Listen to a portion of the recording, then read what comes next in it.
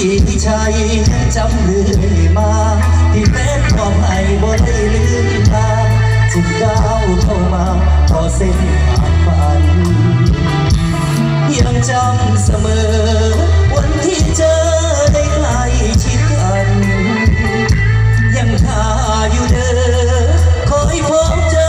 แฟนทุกคืนวันหลายปีที่แฟนกลับดังจนถึงวันนี้เป็นวิถี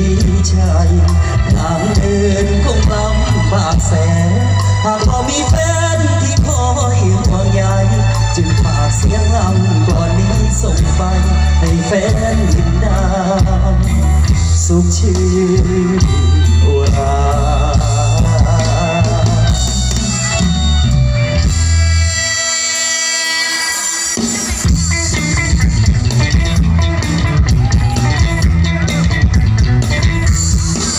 สวัสดีครับ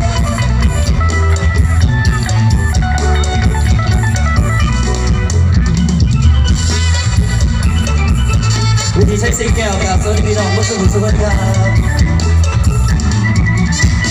เหนื่อยจะไม่เคยมองเรียนพอคอยชื่นใจยังพับติดอยู่ในหัวใจที่ใจบ่ลืมเลยนะปลายคราวที่น้องน้อยใจได้โชคชะตา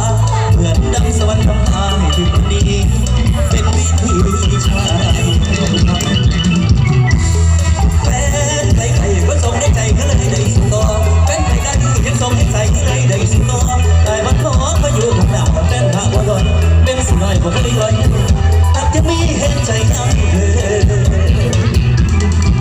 ยังเหมือนเดิมกับภาพที่แฟนมองในหัวใจจำได้บ่เคยเปลี่ยนพันอุ่นไอรักจากแฟนที่เคยให้กันฉากวันนั้นถึงวันนี้บ่มีสามสา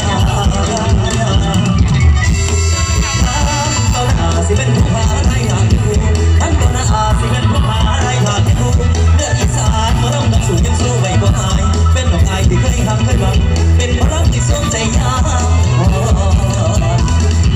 พอถึงตอนหมดหวังกำลังจิตทางชีวิตเดินออกนั้นอยู่ไหนให้แฟนจำชื่อนี้วิธีใช้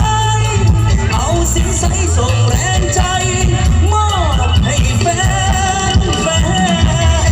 ความหักก็ยังคงเดินความหักยังคงเดินตามใจแฟนก็ไม่ผิดหวังบ่อยเอาสิ่งใสเอาหัวใจลอยยังลางบ่ผิดทั้งชีวิตหัวใจยังดิบจะบอกกันสิ่งให้แฟนได้ขอบคุณครับคอยส่งเหตุใจบ่ไล่ลาบ่ลา